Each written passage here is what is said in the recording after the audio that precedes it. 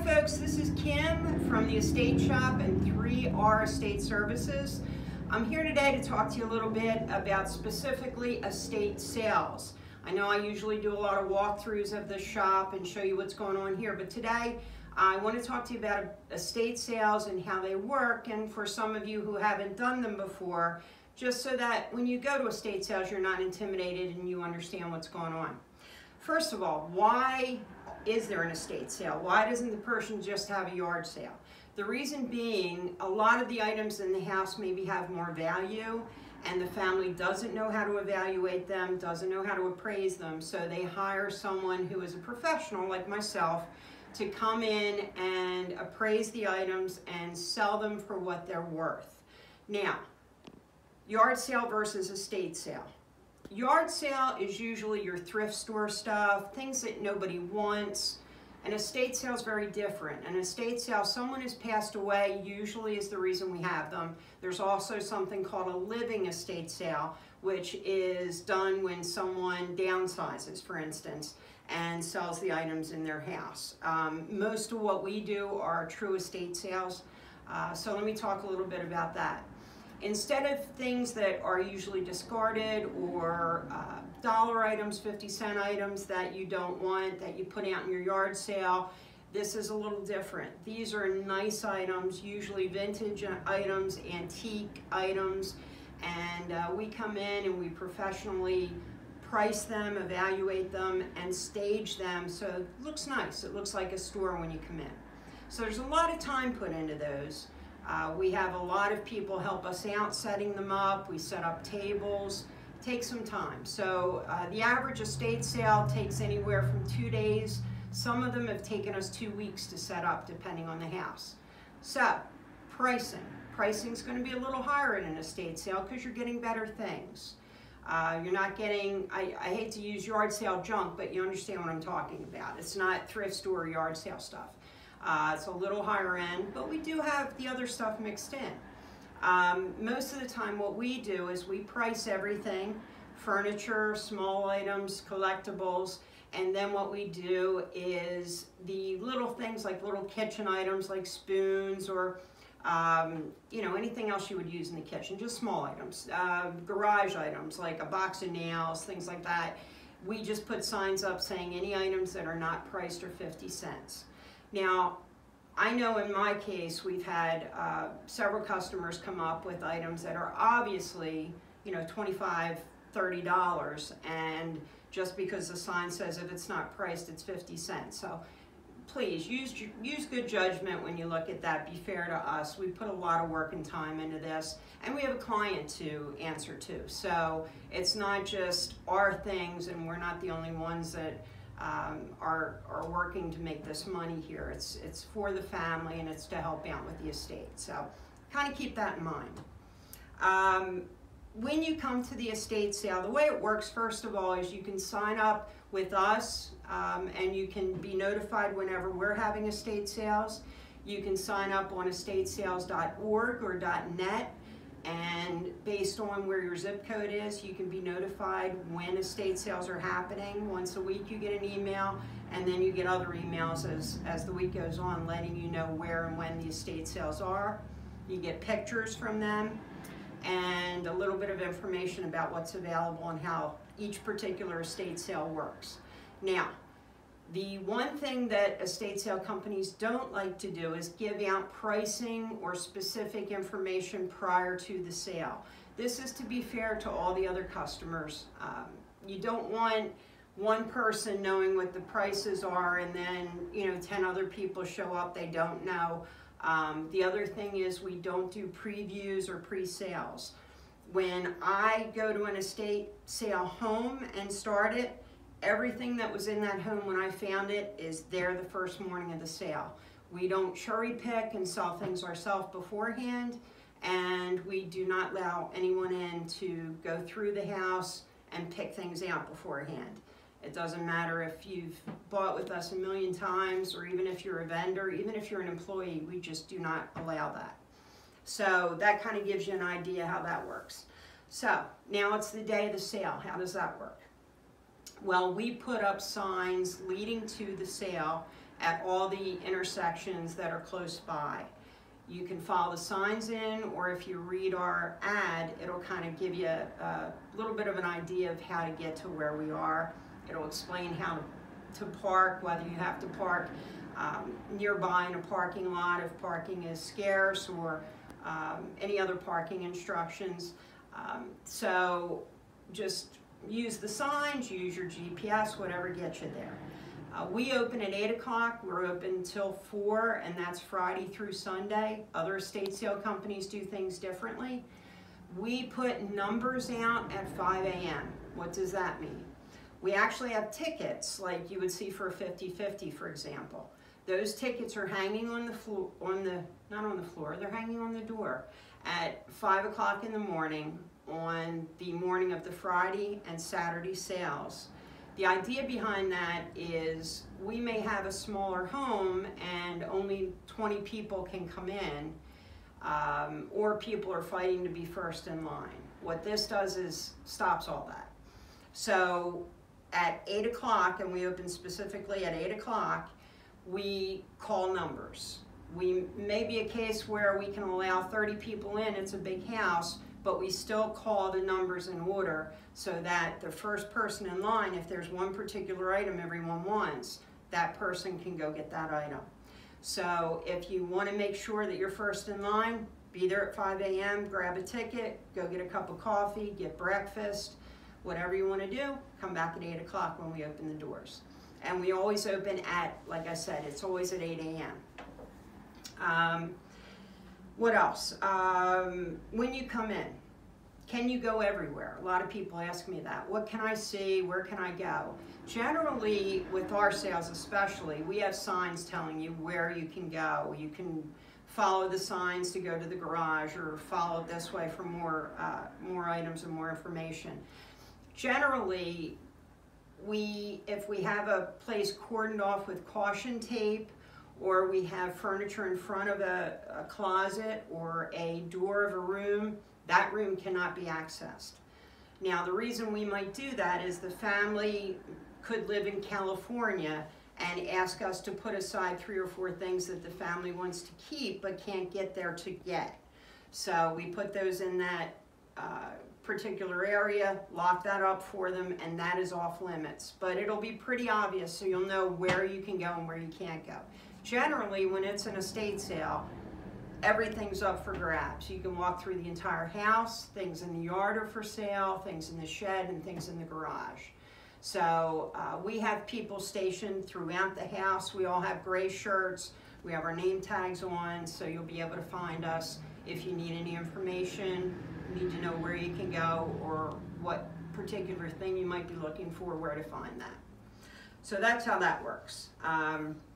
Now, again, we're Friday through Sunday, and a lot of people come in on Friday and say, oh, this is your second day of the sale, you're at 50% off. Well, first of all, Friday is our first day. That's the way we always work. We're always Friday through Sunday. But Friday, whatever prices are on items, that's the price of the items for that day. Again, we have a client to answer to, and a lot of times these clients set reserves on items, so we don't have a lot of choice on it. But Friday, whatever you see on the price tag, that's what it is. Saturday, I have a little bit of flexibility. If you buy a quantity of items, I can work with you. I can do lot prices on tools, for example, or kitchen items. A lot of times I'll tell you, just bring me a lot. I'll give you a box, or you have a box. We'll do a lot price for you. We're happy to do that. On Sunday, everyone anticipates that we're going to be at 50% off. That may or may not happen. That's entirely up to the client. We have to contact the client and get approval for 50% off and find out if there's certain items that they may set a reserve on. What's a reserve? Reserve means my grandmother's curio cabinet, I do not want to let that go for anything less than $200. And if it doesn't sell for doesn't sell for $200 or more, we're going to keep it. We're going to keep it in the family. We want at least that amount. That's what a reserve is. What we do on Sundays is we will write on the tickets that there is a reserve price on that item and for how much. If you're unsure, just ask. The other thing you can always do is if there's a high-priced item, like a car, for example, we will always take bids on those items. A piano, a car, a very expensive antique. You can come to the register, a boat. You can come to the register and fill out an index card with your name, your offer, and your phone number. And after the sale is all through, if the client approves that bid, we will give you a call and then you can come back and pick it up. So that's that. So now you've chosen an armful of things, you're walking around the sale, you can't carry anything else, what are you going to do? We have a hold table at each sale. The hold table is where you put the items that you want and you know you're going to purchase. You really know that you're going to purchase. We've had people just hold things there that are going to think about it. Again, be fair to us.